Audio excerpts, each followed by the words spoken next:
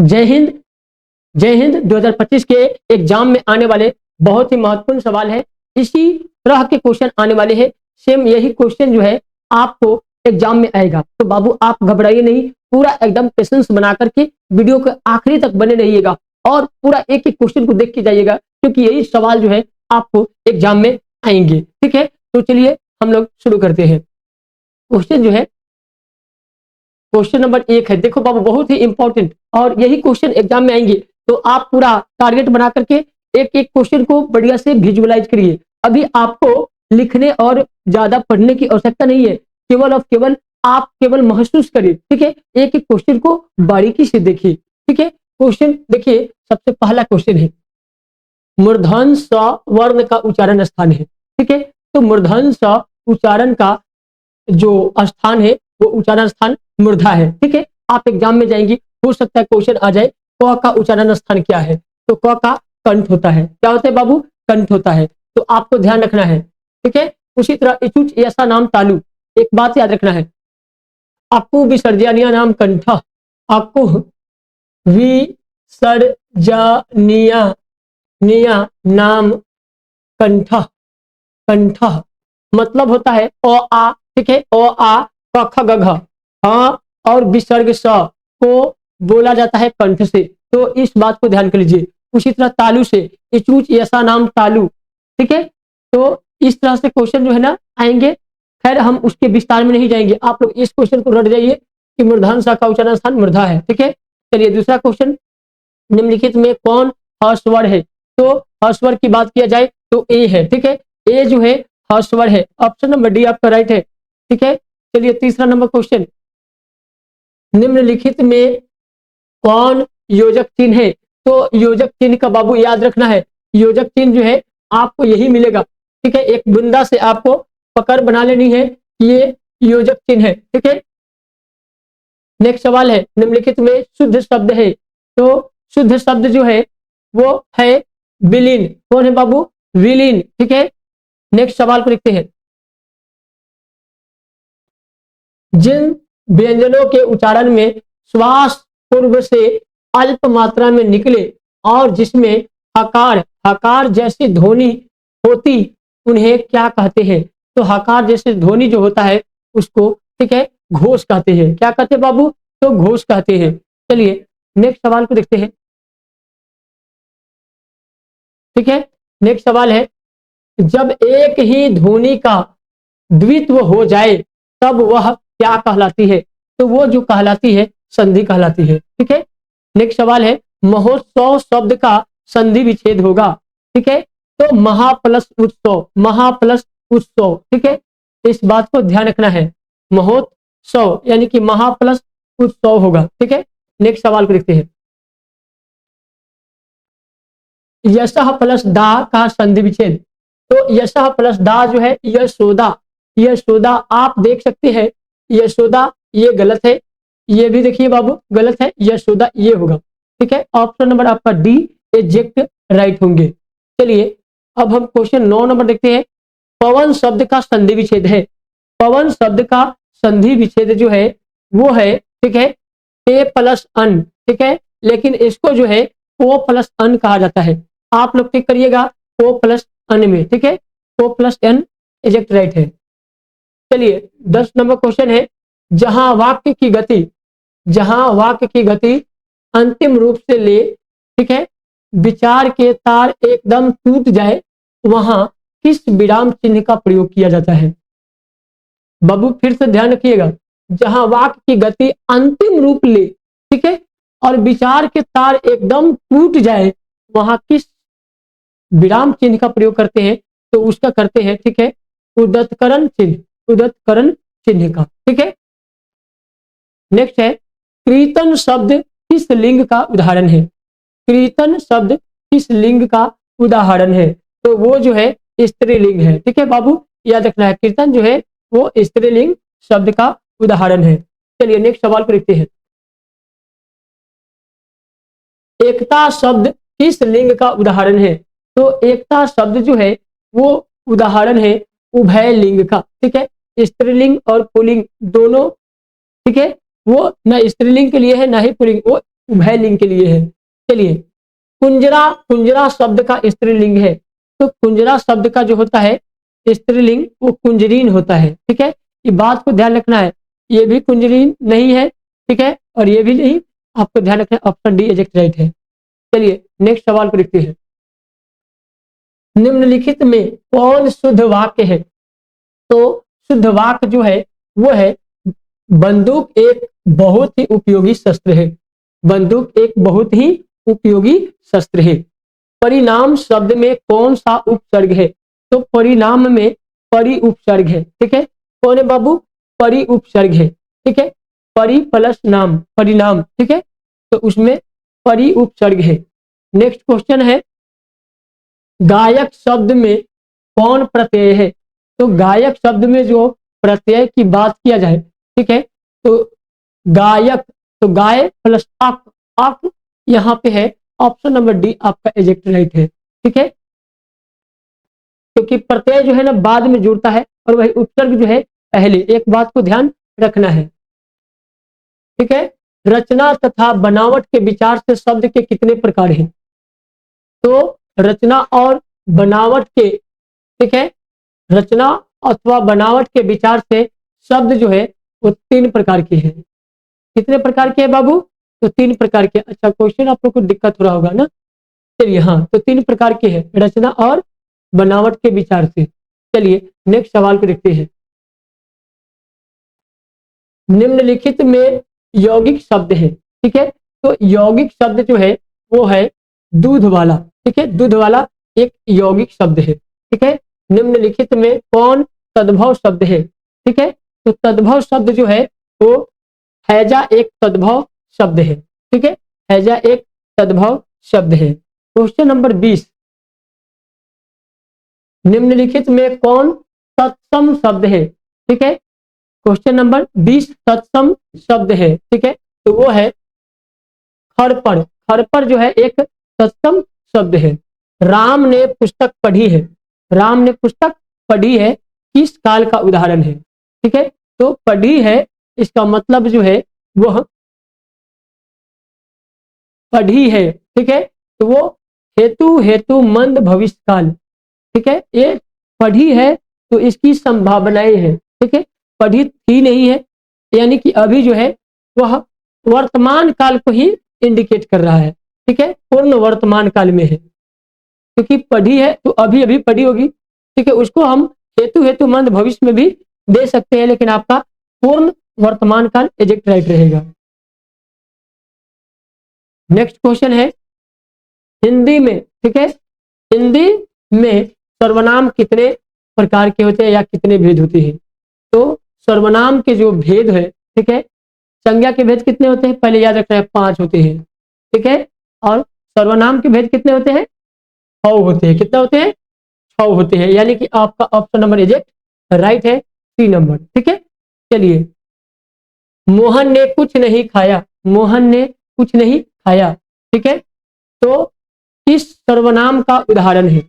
तो ये जो सर्वनाम है, मोहन ने कुछ नहीं खाया, तो कुछ जो भी जब भी आता है तो यह एक जो है, ठीक है, अनिश्चयवाचक है। कौन है बाबू?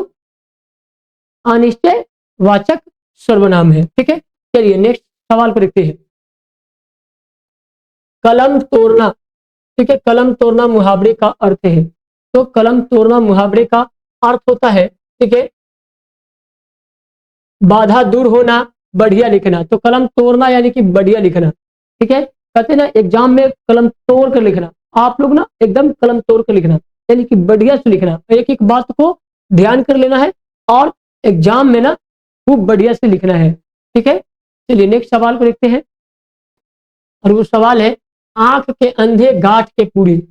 आंख के अंधे गांठ के पूरे लोकोंकित का अर्थ है, लोकंतिया का अर्थ है, तो ये है अपनी बुराई नहीं दिखना। ठीक है, आंख के अंधे हैं गांठ के पूरे हैं, यानी कि मूर्खों, ये भी कर सकते हैं मूर्खों में कुछ पढ़ा लिखा व्यक्ति, तो ऐसा नहीं कर सकते। ठीक है, अपनी बुराई कुछ नहीं दिखना, यही होगा। ठीक है, चलिए क्वेश्चन नंबर 26, निम्नलिखित में कौन अशुद्ध शब्द है? ठीक है, तो अशुद्ध शब्द जो है, आप देखिए, व्यवस्था। व्यवस्था एक शुद्ध शब्द है। ठीक है, स्मरण, तो स्मरण जो ये भी शुद्ध शब्द है। लेकिन चिड़िया, तो चिड़िया में क्या है बाबू कि ये अशुद्ध है। क्यों अशुद्ध है? क्योंकि ये जो है चिड़िया में हर्षिकार होता है। ठीक है, चिड़िया ऐसे होगा, चिड़िया, ठीक है, चिड़िया ऐसे होता है ना। तो बाबू आप बताइए ये अशुद्ध है। ठीक है, तो आपको ये छोटी सी बात को पकड़ना है। ठीक है, बच्चे यहीं पे गलतियां करते हैं कि वो पकड़ नहीं पाते हैं। चलिए नेक्स्ट क्वेश्चन को देखते हैं। बिजली शब्द का पर्यायवाची शब्द, बिजली शब्द का पर्यायवाची शब्द, ठीक है, बिजली को हम यामिनी भी कहते हैं, यामिनी। ठीक है, बिजली को यामिनी कहते हैं। ठीक है, नेक्स्ट है चपला, चंपला, यामिनी। पयोधर किसका पर्यायवाची है? पयोधर किसका पर्यायवाची है? तो पयोधर का मतलब होता है पय मतलब जल। ठीक है, पयोधर का मतलब जल होता है। ठीक है, चलिए 29 नंबर क्वेश्चन है, कुटिल शब्द का विलोम क्या होगा? कुटिल शब्द का विलोम क्या होगा? तो वो जो है कुटिल का जटिल होगा। ठीक है बाबू, याद रखना है, कुटिल का जटिल होगा। चलिए नेक्स्ट सवाल है, और नेक्स्ट सवाल जो है संज्ञा अथवा विशेषण के साथ, संज्ञा अथवा विशेषण के साथ जोड़ने से जो संयुक्त क्रिया बनती है उसे क्या कहते हैं? ठीक है, तो उसे जो कहते हैं उसको पूर्वकालिक क्रिया कहते हैं, उसे पूर्वकालिक क्रिया कहते हैं। चलिए नेक्स्ट सवाल को देखते हैं, और ये क्वेश्चन है 31 नंबर। ठीक है, रामचरितमानस कौन संज्ञा है? रामचरितमानस कौन सी संज्ञा है? तो वो जो संज्ञा है, ठीक है, तो आप बताइए कि रामचरितमानस द्रववाचक तो होगा नहीं, जातिवाचक तो होगा नहीं, ठीक है, और भाववाचक तो होगा नहीं, ये कहीं ना कहीं व्यक्तिवाचक में ही रखा जाएगा, क्योंकि रामचरितमानस एक पुस्तक है। ठीक है, इसको व्यक्तिवाचक संज्ञा में ही रखा जाएगा। बहुत सारे बच्चे जो है ना ये सब क्वेश्चन पे गलतियां करते हैं, एकदम ध्यान से सीखिएगा। कश्मीरी, कश्मीरी सेब सिंदूरी लाल होता है। ठीक है, सिंदूरी लाल होता है, इस वाक्य में प्रविशेषण है, प्रविशेषण, यानी कि विशेषता की भी विशेषता बताए उसे प्रविशेषण कहते हैं। ठीक है, तो कश्मीरी, कश्मीरी जो है एक विशेष प्रविशेषण है। ठीक है, क्योंकि सेब की विशेषता के लिए कश्मीर जाना जाता है और फिर कश्मीर की विशेषता बताता है, तो वो कश्मीरी होगा। ठीक है, निम्नलिखित में कौन परिणाम बोधक विशेषण का उदाहरण है? ठीक है, तो परिणाम बोधक विशेषण का जो उदाहरण है वह होता है वह लड़का, वह लड़का है, एक परिणाम है।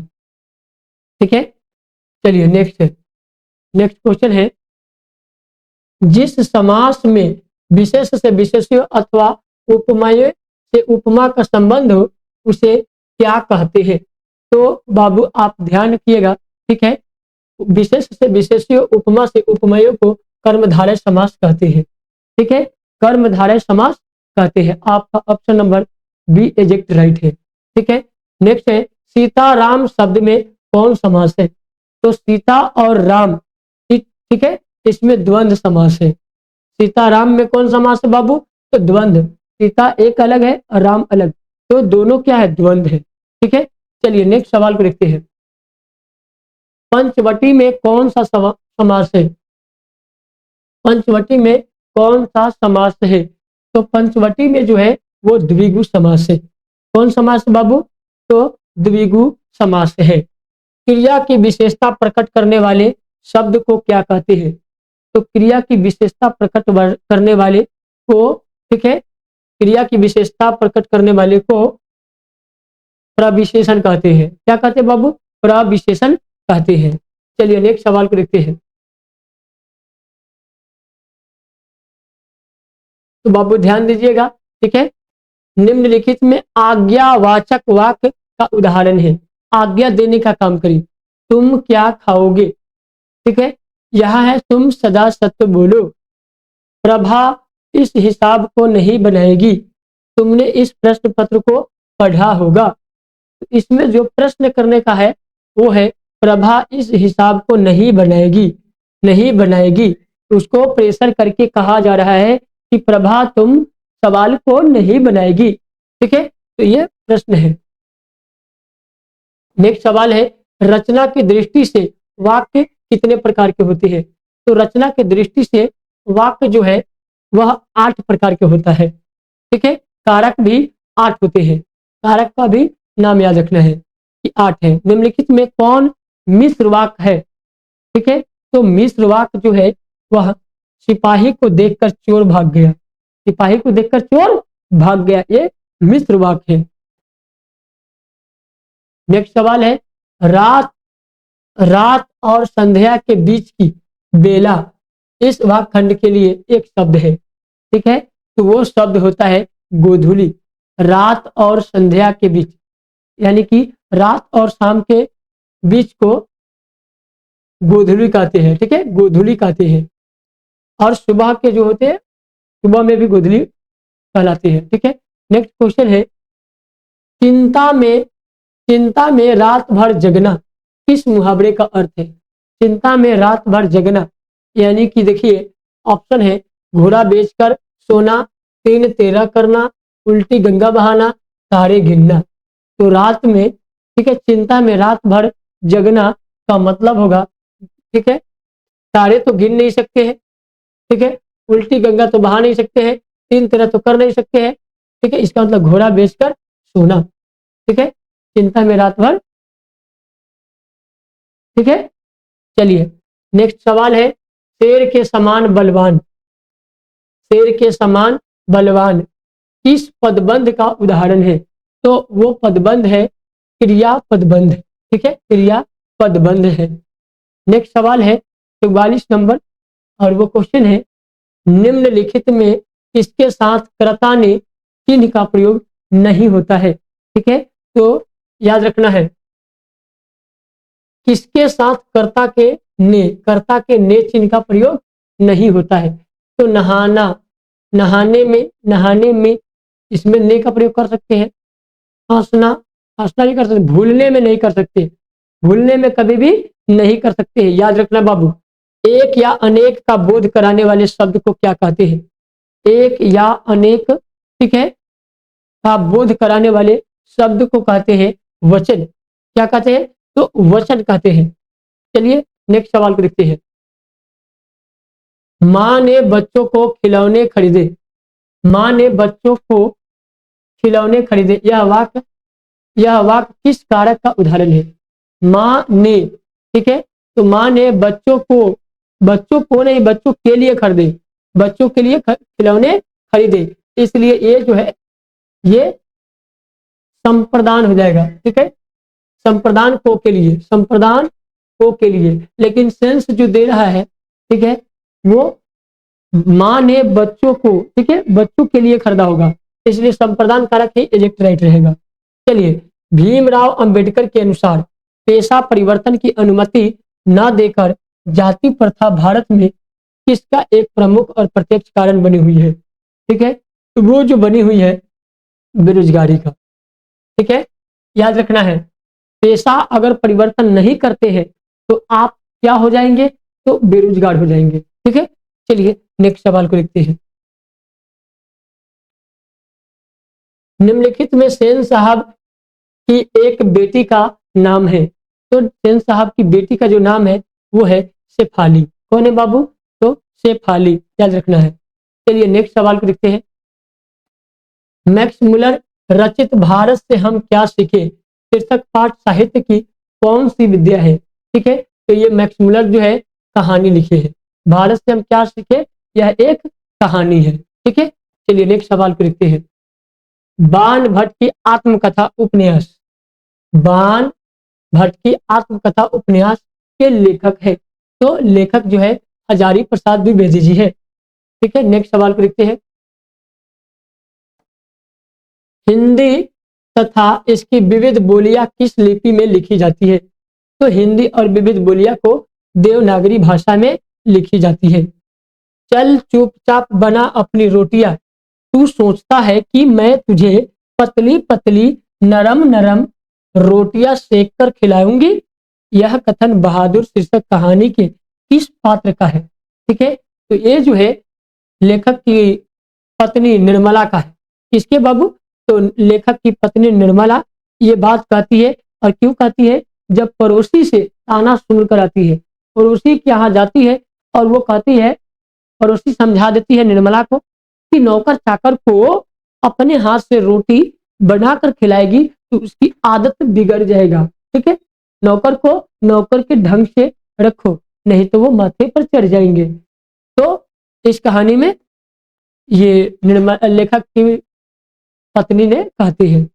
नेक्स्ट है, और नेक्स्ट क्वेश्चन जो है बहुत ही इंपॉर्टेंट है बाबू, ध्यान रखना है। गुरु नानक हिंदी की किस भक्ति धारा के एक प्रमुख कवि है? ठीक है, तो वो जो है सगुन कृष्ण भक्ति के कवि है, सगुन कृष्ण भक्ति के कवि है। कृष्ण भक्ति कवि रसखान किस छंद से सिद्ध है? ठीक है, तो ये जो है ये सबैया से है। किससे है बाबू? तो सबैया से है। नेक्स्ट क्वेश्चन है घनानंद, ठीक है, घनानंद किस मार्ग को अति शुद्धो कहते हैं? तो वो ज्ञान मार्ग को, ठीक है, ज्ञान मार्ग को अति शुद्धो कहते हैं। उन्हें पुष्टि मार्ग का शिक्षा भी मिला था। ठीक है, नेक्स्ट क्वेश्चन है कवि प्रेम घन का पूरा नाम क्या है? तो कवि प्रेम घन का जो पूरा नाम है, ठीक है, वो है बद्री नारायण सत्यनारायण चौधरी प्रेमघन। ठीक है, चलिए नेक्स्ट क्वेश्चन को देखते हैं। पाठ्य पुस्तक में भारत माता शीर्षक कविता किस काव्य से संग्रह है? तो भारत माता जो है वह ग्राम्य से है। भारत माता कहाँ की कहानी है? भारत माता, ठीक है, ग्राम्य की कहानियां हैं, कविताएं हैं। कवि रामधारी सिंह दिनकर की दृष्टि में आज के देवता कहाँ मिलेंगे? तो आज के जो देवता है वो न मंदिर में मिलेंगे, न तहखाने में मिलेंगे, न राजप्रसादों में, वो मिलेंगे खेत खलिहानों में। ठीक है, तोड़ते फोड़ते मिट्टी, जो मजदूर है देश की जनता और किसान ही देश की भगवान है, जो देश के मिट्टी में अनाज उपजाते हैं। ठीक है, सैनिक डटकर बॉर्डर पे काम करते हैं, देश में किसान खेतों में काम करते हैं, तभी जाकर के, ठीक है, सभी का भरण पोषण होती है, तभी जो है देश के लोग मुस्कुराते हैं। बी आर नारायण ने किस कहानी का अनुवाद किया है? ठीक है, तो बी आर नारायण जो है वो नगर कहानी को तो सुजाता ने किया। माँ कहानी, ठीक है, माँ कहानी का ही वो बी आर नारायण जी है। ठीक है, चलिए नेक्स्ट सवाल देखते हैं। मंगू को, ठीक है, मंगू को झूठा लार लार लड़ाकर ही तुमने अधिक पागल बना दिया है। आदत डाली हो तो जानवरों को भी पखाना पेशाब कहाँ करना और कहाँ न करना इसका ख्याल तो आ जाता है। यह कथन माँ शीर्षक कहानी के किस पात्र का है? ठीक है, तो वो जो है माँ जी की बड़ी पुत्री की कथन है। ठीक है, माँ जी की बड़ी पुत्री की कथन है।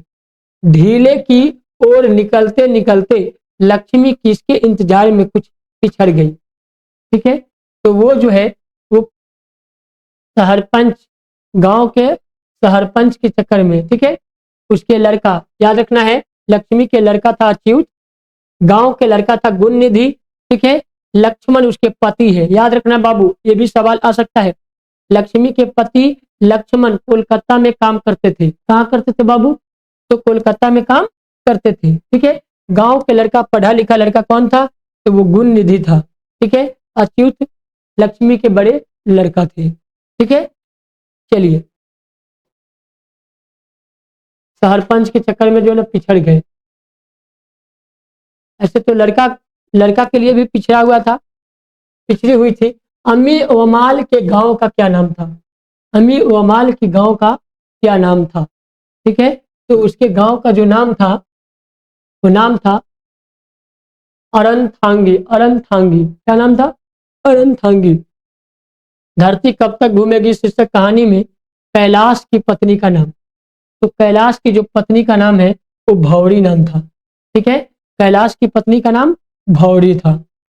चलिए नेक्स्ट क्वेश्चन है, मानव का रचा हुआ सूरज मानव को भाप बनाकर या भाप बनकर सूख गया, यह पंक्ति किस शीर्षक कविता से ली गई है। ठीक है, तो ये जो है हिरोशिमा से ली गई है। कहाँ से ली गई बाबू? तो हिरोशिमा से ली गई है। आत्मजयी प्रबंध का काव्य के रचनाकार है। तो इसके जो रचनाकार है आत्मजयी वो रामधारी सिंह दिनकर जी की है। चलिए नेक्स्ट सवाल को देखते हैं। कवि रेनल मारिया रिल्के, ठीक है, कवि रेनल मारिया रिल्के भगवान की कृपा दृष्टि कहाँ विश्राम करती थी? ठीक है, तो कृपा दृष्टि जो है प्रभु के शानदार लबादा में। ठीक है, शानदार लबादा किसका गिर जाएगा? भक्त के बिना भगवान का गिर जाएगा, क्योंकि भक्त है तभी भगवान है, तभी भगवान को अस्तित्व में रखा है, तभी उनको पूजते हैं। तो भक्त के बिना भगवान का कोई अस्तित्व नहीं है, और आप लोगों के बिना, स्टूडेंट के बिना शिक्षकों का कोई गरिमा नहीं है। ठीक है, तो स्टूडेंट के बिना शिक्षक की लबादा गिर जाता है। ठीक है, और भक्त के बिना भगवान का लबादा गिर जाती है। ठीक है, नेक्स्ट है कवि रेनल मारिया रिल्के के अनुसार किसके बिना भगवान की एकांकी और निरूपाय है? ठीक है, तो ऑप्शन है धन के बिना, भवन के बिना, अलंकार के बिना, भक्त के बिना। तो भक्त के बिना जो है वो कोई एकांकी निरूपाय नहीं रहेगा। ठीक है, और अलंकार जो है उनकी शोभा होती है। ठीक है, चलिए नेक्स्ट क्वेश्चन को देखते हैं। नेक्स्ट है 68 नंबर क्वेश्चन, और ये है समकालीन हिंदी कविता की कवित्री अनामिका का जन्म कहाँ हुआ था? तो अनामिका का जो जन्म हुआ था वो मुजफ्फरपुर बिहार में हुआ था। ठीक है, मुजफ्फरपुर बिहार में हुआ था। ठीक है, नेक्स्ट है कवित्री अनामिका के अनुसार सृष्टि की विकास कथा के पर प्रथमाक्षर क्या है? तो प्रथमाक्षर जो है वो विफलता के कारण उत्पन्न क्रोध। जब आप फेल होते हैं तो उसमें क्रोध आती है, यही कारण है। ठीक है, चलिए नेक्स्ट सवाल है हमारी नींद कविता, हमारी नींद कविता शीर्षक कविता में धमाके से देवी जागरण कहाँ है, चाहे कहाँ हुआ? तो धमाके से देवी जागरण जो हुआ था वह, ठीक है, देवी मंदिर में, ठीक है, राजमहल में, गरीब बस्ती में, खेल के मैदान में। तो खेल के मैदान में ही देवी जागरण हुआ था। ठीक है, हमारी नींद कविता में। कुलसुम की देसी घी वाली कचौरी को उस्ताद बिस्मिल्लाह खां कहते हैं। ठीक है, तो वो जो कहते हैं संगीतमय कचौरी कहते हैं। क्या कहते हैं? संगीतमय कचौरी, क्योंकि मीठी कचौरी नहीं है, नमकीन कचौरी नहीं है, स्वादहीन कचौरी नहीं है, वो तो संगीत की। ठीक है, बिस्मिल्लाह खां ने ही सबसे पहले, ठीक है, वाद्य यंत्र का शुरुआत किए थे, और उन्होंने तार के पत्तों से सबसे पहले जो है ना वो उपही बनाए थे। उसका क्या नाम था बाबू? जो मरने के बाद कुछ लोगों के या शुभ कार्यों में भी बजता है, उसको खुर्दक बाजा बोलती है। ठीक है, खुर्दक बाजा के साथ में वो बजता है। खुर्दक बाजा वाले आते हैं, उसके साथ जो बजाए जाते हैं उसको क्या कहते हैं? आप लोग कमेंट बॉक्स में बताइएगा। ठीक है, चलिए अगला क्वेश्चन देखते हैं। मछली, ठीक है, मछली शीर्षक कहानी में कौन कहती थी कि जो मछली मर जाती है उसकी आंख में झांकने से अपनी परछाई नहीं दिखती? ठीक है, कौन कहती है? तो बाबू याद रखना है, दीदी कहती है। ठीक है, दीदी कहती है, ना कि माँ कहती है, दीदी की सहेली कहती है और मौसी कहती है, ऐसा बात नहीं है। कौन कहती है? तो दीदी कहती है। ठीक है, हिंदी कविता में प्रयोगवाद का सूत्रपात किसने दिया? तो सूत्रपात जो दिया है, ठीक है, वो दिया है रामधारी सिंह दिनकर जी ने। ठीक है, चलिए नेक्स्ट क्वेश्चन को देखते हैं। नेक्स्ट क्वेश्चन है निम्नलिखित, ठीक है, निम्नलिखित में कौन शीर्षक कविता पर्यावरण, मनुष्य और सभ्यता के विनाश की अंतर्व्यर्था को अभिव्यक्त करती है? ठीक है, तो यह जो है एक वृक्ष की हत्या, ठीक है, एक वृक्ष की हत्या जो है वह पर्यावरण, मनुष्य और सभ्यता की बात को बताती है। मंगमा किसके मन को बस में करने का 3-4 गुर माँ जी को बताती है? तो मंगमा जो है, ठीक है, नंजमा उनकी, मंगमा की बहू नंजमा थी। कौन थी? नंजमा थी। ठीक है, तो किसके मन को वश में करने का 3-4 गुर माँ जी को बताती है? तो ऑप्शन है बेटा के, पति के, बहू के और पड़ोसी के। ठीक है, तो मंगमा किसके मन को वश में करने का 3-4 गुण माँ जी को बताती है? ठीक है, तो माँ जी को जो बताती है वो पड़ोस के लड़का था। ठीक है, लेकिन वो जो है ना बेटे को ही बताती है। किसको? बेटे को ही बताती है कि ताकि वो जो है बच्चों को मारे पीटे नहीं। ठीक है, क्योंकि मंगमा चाहते थे कि उसके जो पोता है ना उसको खिलाए। उसके बेटा बहू भी थी, तो वो बहू को ना एक दिन मंगमा जो है ना माने पोता को मार दिए। इसके वजह से लड़ाई हुई, सास बहू में झगड़ा हुआ। सास बहू में झगड़ा हुआ तो दोनों अलग रहने लगी थी। और जब अलग रहने लगी थी, एक गांव के जुएरी लड़का रंगपा, ठीक है, माँ जी से कुछ पैसे टालने के लिए कुछ कुछ रास्ते में, यानी कि उसके घर पे जाता और कहता था। तो बहू को फिर शक हुआ कि माँ जी कहे पैसे, दही बेचती थी ना, तो दही बेच करके पैसे ना वो पड़ोस के लड़का रंगपा को ना दे दे। इस भय से उन्होंने फिर जो है बहू ने अपने बेटे को भेजकर माँ जी को मनाया। ठीक है, इस प्रकार जो है ये कहानी में हुआ था। चलिए हम नेक्स्ट क्वेश्चन को देखते हैं। नेक्स्ट क्वेश्चन है सीता सीता अपने 2-4 पूर्व पल्लों की गठरी बांध अंधेरों में कहाँ निकल गई? ठीक है, तो वो सीता अपने 2-4 पूर्व पल्लों की गठरी बांध अंधेरा में कहाँ निकली थी? ऑप्शन है अस्पताल से, रेलवे स्टेशन से, वृद्धाश्रम से और घर से। तो वो घर से निकली थी, क्योंकि उसके तीन लड़कों ने यह बताया कि सभी ने 50-50 रुपया देंगे और अपनी अपनी खाने पीने की सामग्री खुद कर ले। ठीक है, वो किसी के कोई साथ नहीं रखने वाला था, इस वजह से हुआ था। ठीक है, तो निराला की साहित्य साधना पुस्तक के लेखक कौन है? निराला की साधना जो है वो राम विलास शर्मा जी का है। ठीक है, निम्नलिखित में कौन कौन उड़िया के एक प्रमुख कथाकार है? ठीक है, तो उड़िया का जो है वो सुजाता है। कौन है? सुजाता है। कवि जीवानंद दास यदि अगले जन्म में हंस बनेंगे तो वह हंस किसका होगा? ठीक है, तो वो हंस जो होगा किसी किशोरी का होगा, किसी मछुआरा का होगा, नाविक का होगा, लड़के का होगा। तो वो किसी किशोरी का होगा। ठीक है, क्योंकि मनुष्य है तो मनुष्य का ही होना चाहिए। ठीक है, महात्मा गांधी की दृष्टि में सबसे उन्नत बढ़िया शिक्षा क्या है जो बच्चों को मिलने वाली साधारण अक्षर ज्ञान की शिक्षा के बाद नहीं पहले होनी चाहिए? ठीक है, तो ये जो है व्यापार की शिक्षा होनी चाहिए। ठीक है, और वो कभी भी हिंसक प्रतिरोध ना हो, अहिंसक प्रतिरोध की शिक्षा भी होना चाहिए। इसको ये डिपेंड करता है, ये दोनों क्वेश्चन में ये अच्छा है, क्योंकि उनका कहना था कि बच्चों को व्यवसाय की शिक्षा दी जाएगी तो वो बेरोजगार नहीं हो पाएगा। ठीक है, ऐसा गांधी जी का मानना था। अंतर्राष्ट्रीय स्तर पर महात्मा गांधी के जन्म दिवस को किस रूप में मनाया जाता है? ठीक है, तो वो जो मनाया जाता है अहिंसक दिवस के रूप में मनाया जाता है। ठीक है, याद रखना है, शिक्षक दिवस के रूप में सर्वपल्ली राधाकृष्णन के जन्म दिवस पे मनाई जाती है। ठीक है, इसी तरह जो है ना ये सब अलग अलग है। ठीक है, चलिए नेक्स्ट सवाल को देखते हैं। अभिन्या अभिन्या शीर्षक पाठ के अनुसार एक कविता पंक्ति है, कैसी तुम नदी हो उत्तर हो सकता।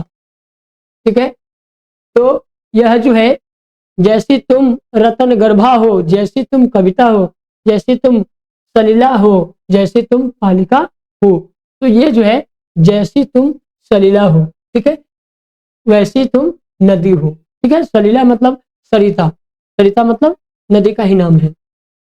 चलिए नेक्स्ट क्वेश्चन है, बिरजू महाराज अपना सबसे बड़ा जज किसको मानते थे? ठीक है, तो अपना सबसे बड़ा जज जो है, ठीक है, वो मानते थे अपने बाबूजी को ही, क्योंकि बाबूजी के साथ ही वो रहा करते थे। चाचा जी भी जज करते थे, लेकिन ज्यादा इंपॉर्टेंट जो है आपको बाबूजी ही है, क्योंकि वो उनके गुरु थे। ठीक है, सबसे ज्यादा जज करते थे। चाचा जी भी जज करते थे, याद रखना है। लेकिन पहला इंपॉर्टेंट, अगर बाबूजी ना ऑप्शन में हो तब आप चाचा जी पे क्लिक कर सकते हैं। तो ये ऑप्शन पर डिपेंड रहेगा बाबू, ठीक है। अगर दोनों है तो आपको याद रखना है बाबूजी पे टिक करना है। ढहते विश्वास शीर्षक कहानी में लक्ष्मी किसका रूप देखकर सशक्त हो उठी, ठीक है। तो वो जो है वो गुण निधि, गांव के लड़का गुण निधि को देखा कि वो जवान पढ़े लिखे, उसके देख करके सशक्त हो गई कि अब हम सब मिल करके बांध बांधेंगे और बिहार को बाढ़ से बचाएंगे। तो उसमें बाढ़ की कहानी ही है कि बाढ़ आती है तो लक्ष्मी जो है अपने, उसका जो है उसके ससुर जो है, नई नवेली शादी होके आती है, उसी समय जो है बाढ़ आता है और उसमें जो है ना उसके ससुर शहीद हो जाते हैं, ठीक है। क्योंकि वो माने बांध खोदने में जाते हैं, उसी में बांध गिर जाती है और दब जाती है, ठीक है, बच जाती है लक्ष्मी। तो बहुत माने उसके पति कोलकाता में काम करते हैं जिससे भरण पोषण होती है, और उसके कमाई से भरण पोषण नहीं हो पाती है, इसलिए घर में वो काम भी करती है। तो इसकी कहानी बहुत लंबी है, हम कहानी की ओर नहीं जाएंगे, डायरेक्ट जो है नेक्स्ट क्वेश्चन को देखते हैं। चारों ओर खड़े डॉक्टर ने बारी बारी से आकर किसकी सहायता से पपाती की आंख के भीतरी भाग का परीक्षण किया। तो उसको जो है ना ऑप्थल ऑप्थल ऑप्थलम स्कोप की सहायता से किया था, ठीक है। उसको कृपया भी साबित किया था और उसके लिए जांच किए थे। भक्ति कवि गुरु नानक के पद किस भाषा में है, ठीक है। तो उनकी जो भाषा था, ठीक है, वो भाषा था अवधी भाषा, मैथिली ब्रज भाषा, ऐसे उनका जो है ये पंजाबी मिश्र भाषा और ब्रज भाषा कह सकते हैं, लेकिन वो ब्रज भाषा के रूप में केवल थे, ठीक है। नेक्स्ट सवाल है 252 वैष्णव की वार्ता के अनुसार कवि रसखान को किसने पुष्टि मार्ग की दीक्षा दी थी। तो पुष्टि मार्ग की जो दीक्षा दिया था वो विठलनाथ स्वामी ने दिए थे, ठीक है। जनतंत्र का जन्म, जनतंत्र का जन्म शीर्षक कविता के अनुसार, जनतंत्र का जन्म शीर्षक कविता के अनुसार मिट्टी की अबोध मूर्ति कौन है। तो मिट्टी के जो अबोध मूर्त है वह जो है, ठीक है, वो देश की जनता है। कौन है? मिट्टी की अबोध मूर्त, जिसको अंग्रेज शोषण कर रहा था। अंग्रेज क्या कर रहा था? जनता पे अत्याचार कर रहे थे। अबोध मूर्त था वो, ठीक है, यहाँ के लोगों, इसलिए ना अंग्रेज शोषण किए थे। परंपरा का मूल्यांकन शीर्षक निबंध के अनुसार साहित्य में मनुष्य की कैसी भावनाएं प्रतिफलित होकर उसे प्राणी मात्र से जोड़ता है या जोड़ती है, ठीक है। तो प्राणी मात्र से जो जोड़ता है जटिल भावनाओं के साथ जोड़ता है, ठीक है। नेक्स्ट क्वेश्चन है गुणाकर मूल्य, ठीक है। नेक्स्ट क्वेश्चन है गुणाकर मूल्य के अनुसार किस नाटक ग्रंथ से पाटलिपुत्र यानी पटना का नगर कहने की जानकारी मिलता है, ठीक है। तो वो जो है वो मिलता है, ठीक है, वेनी संहार से, ठीक है। ऐसे जो है ऑप्शन, ये नया क्वेश्चन बना है, ठीक है। यहाँ पे जो है ना पाटलिपुत्रा के क्वेश्चन मैंने ऑप्शन में आना चाहिए था, लेकिन वैसा क्वेश्चन नहीं है, इस बार चेंज कर दिया गया है, ठीक है। बुढ़ा चौकीदार वृक्ष जब दूर से ही ललकारता, ठीक है, कौन तब कवि क्या जवाब देता, ठीक है। बुढ़ा चौकीदार दूर से ही जब ललकारता तो कौन तब कवि क्या जवाब देता था, ठीक है। तो कवि जो है मानता था कि उसके दरवाजे पर जो है वो एक चौकीदार है। क्या है? चौकीदार है, उसको पुलिस कह सकते हैं, ठीक है। पेड़ को दोस्त भी मानता था, लेकिन पेड़ ऐसा था जो घर के चौकीदार की तरह, ठीक है, और उसको दोस्त मानता था। तो आप दोस्त पे भी टिक कर सकते हैं। ये चारों ऑप्शन में ये दो आंसर हो रहा है, ठीक है, लेकिन दोनों एग्जैक्ट राइट ही है। नेक्स्ट क्वेश्चन, अक्षर ज्ञान शीर्षक कविता में बेटा अंगा और ड को क्या समझता है, ठीक है। तो बेटा अंगा को, बेटा जो है अंगा के ड को माँ समझता है। क्या समझता है? माँ। और बुंदा को जो है ना वो बेटा समझता है, ठीक है। क्या समझता है? तो माँ समझता है, ठीक है। चलिए नेक्स्ट सवाल है कन्नड़ कन्नड़ साहित्य के प्रतिष्ठित रचनाकार श्रीनिवास का जन्म कहाँ हुआ था। तो श्रीनिवास का जो जन्म हुआ था, ठीक है, वो गोतूर कर्नाटक में हुआ था, गोतूर कर्नाटक में हुआ था। चलिए नेक्स्ट सवाल है, माँ शीर्षक कहानी में अस्पताल की परिचारिका किस तरह मंगू का ध्यान अपनी तरफ खींचती है?